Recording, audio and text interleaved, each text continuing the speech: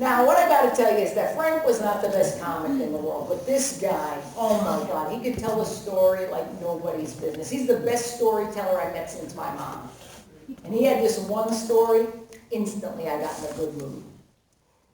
There once was this mobbed up guy who wanted Frank to get him some entertainment for his 6-year-old kid's birthday party.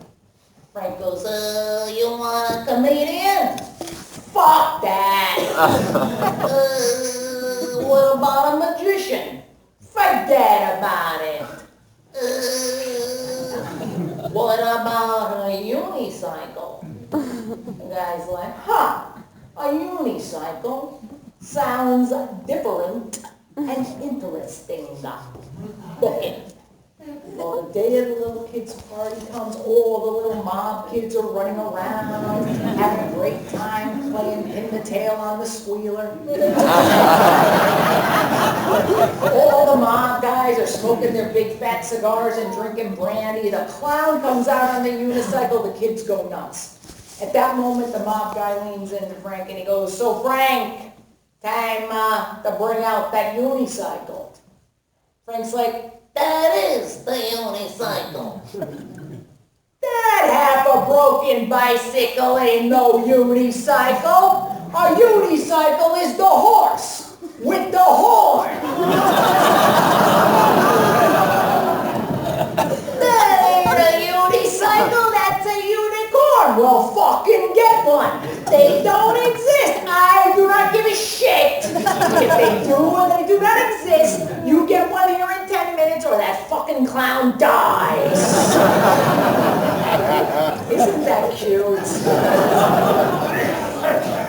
One day, completely out of the blue, Frank says to me, can you get me a periscope? I'm like, a periscope? What the fuck is this now? Yeah, periscope. My foot hurts and I can't see the Now remember, Frank's a big guy. He hadn't seen his dick, his foot, or his balls in 25 years. So of course I take one look down at that foot and oh my God. Guys, he had one toe. That was horrible. It was a class by itself. Now, I'm no stranger to disgusting men's feet, but that toe, oh my God, it was blackish green and brittle and scaly. You know what it looked like? Steve Buscemi's teeth. I said to him, Frank, get your ass in the car. We're going to the doctor about this now. We get to the doctor's office. The doctor's like, Frank, I warned you about this before. It's been a long time coming. I told you. You have advanced diabetes. That toe, I'm sorry. It's coming off next week. When we get in that car, I've never heard silence like this. And of course, my mind starts working. I'm a fixer. I need a solution. And seriously, this is the guy. Like, this is the one I'm supposed to be with. So I'm like, you know what, Frank? After that operation, you're not alone. We're a team. We're going to do this together, okay? We get rid of everything with sugar. We go to the gym. We get a trainer. We lose all this stupid weight. And we live the rest of our lives healthy. What do you think? Woo! Woo! Yeah. He goes, you know what? That sounds pretty good, you know, for you. He goes, I made a little plan on my own. I have decided that I am cutting out soda. Soda? That's what you got out of this fucking conversation? Soda? Hey, soda got a lot of sugar in it. I'm cutting it out. That's what I'm doing. Case closed. We get home. I try to lead by example for a few weeks. I join the gym, I eat healthy, and every time I come home, there's an empty pizza box. There's a half-eaten cake. I'm surprised the freaking dog wasn't missing. One day I come home and Frank's sitting at the kitchen table in his usual spot. Now, okay, you probably have a store like this here too. It's one of those old Italian stores. The type that has the salamis and all hanging from the ceiling. They got the big metal cow on the roof. There's also always some old school fucking wop working that cold place. Like he's got that one muscular arm and this one's all atrophy. Like this one belongs to Mike Tyson. This one is Stephen Hawking.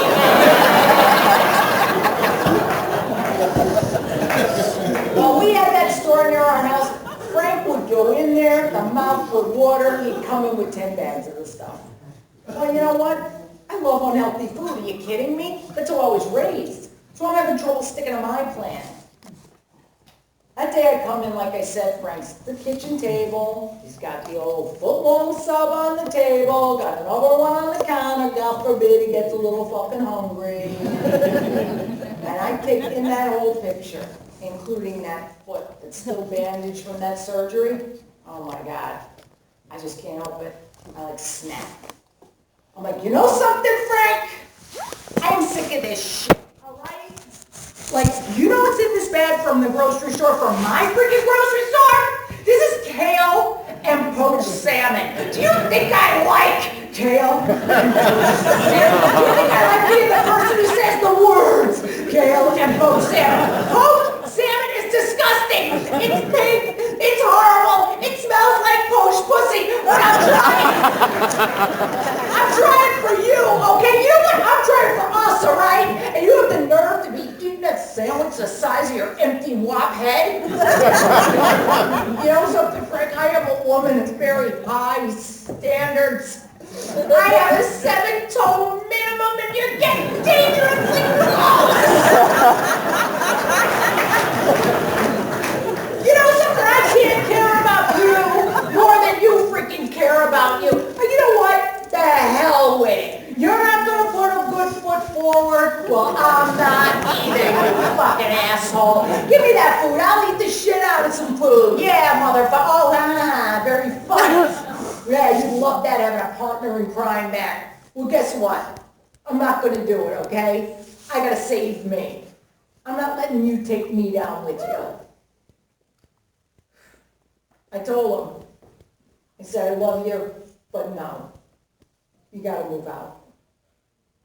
You know, that was the worst day. I hated that entire day. And he knew I was upset when he was leaving. He comes up to the porch and gives me a hug and, hey, I'll give him this every day of his life. He was a gentleman. He said, remember how I feel about you. You know I love you.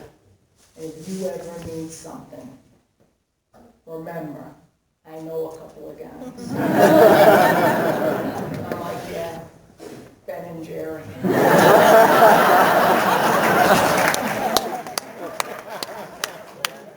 He drives away. Mine's great. I'm alone. I'm fat. And I gotta deal with all this shit.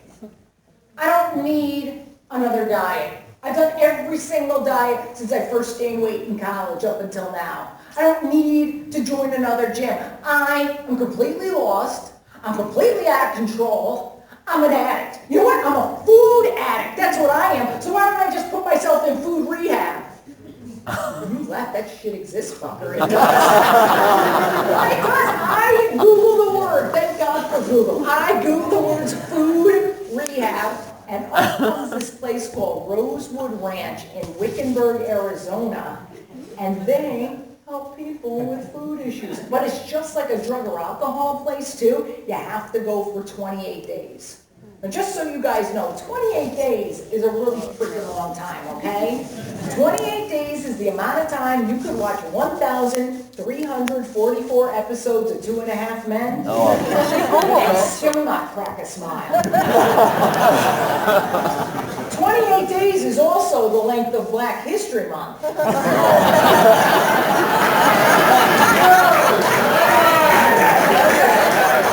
Insert your own punchline there. So I decide I'm going to save up for 9 months and I'm going to go to this rehab. Well, May 15th, I drive up there. I go, well, thank God I arrived right in time for dinner. I walk right into the dining room from the parking lot. I sit at this big Thanksgiving-sized table and I start scoping out all the girls. By my count, I could see there's like 15 anorexics. I could tell, because, there's 2 bulimics. I could tell because they keep glancing at the bathroom like fucking Santa Claus is coming. And of course, there's 1 fat bitch there, me, and 242 pounds, who's scoping out the anorexics plates, hoping they'll drop their food so I can dive and make it wet. Fuck it, they don't want it. Am I going to suffer? The chef comes out and he gives me my food. Get this, 3 ounces of grilled chicken, 1/4 of a cup of steamed broccoli, and, okay, get this, a quarter of a baked potato. A fucking quarter of a potato. Translation, thank God I stopped at Wendy's on the way here. The place was literally insane. The first day I wake up, 5 a.m., they come in my room, wake me up, because I get to go to the main room and sit and take part in the daily affirmation ceremony. Yeah, I get to, well, it's still dark out, sit holding hands with a bunch of skinny whores and say and pretend to be positive. Now, don't get me wrong, I am positive. I'm positive that affirmations are freaking bullshit. No, if you have to tell yourself, I'm pretty, chances are you're not.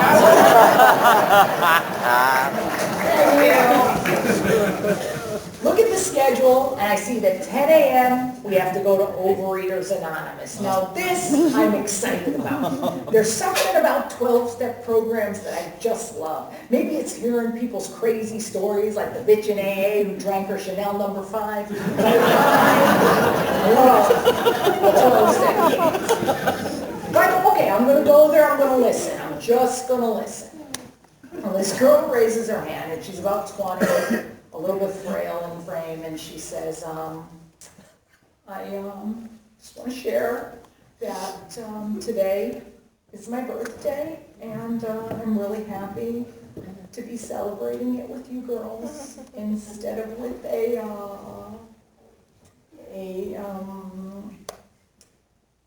round thing with candles. Round thing with cake? This chick is talking about cake? Oh, but she's not letting herself say cake. Is that the most ridiculous thing you ever heard? I swear to God, I laughed so hard I almost choked on the raisin they gave me for lunch. 3 p.m., we have to go to art therapy. I know, don't get me started. The woman says, today we're going to write a card saying goodbye to Ed. I knew, this Ed. And she goes, Ed stands for eating disorder. I go, okay, I pull out some construction paper and some crayons and I write this down. I go, Dear Ed, I don't think you're so terrible. To me, you are delicious and chewy.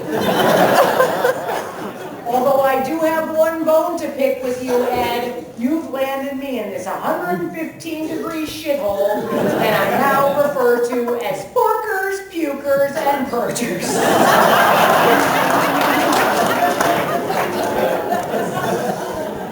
3 weeks go by.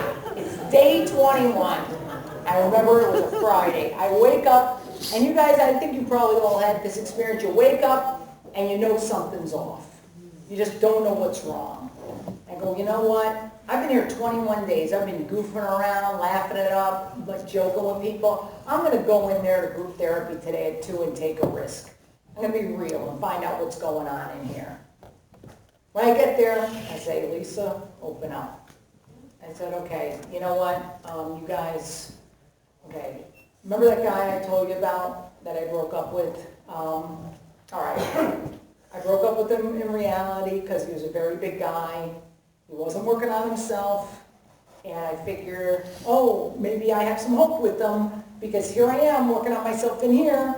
he might be working on himself out there, and it'll be like a miracle or something,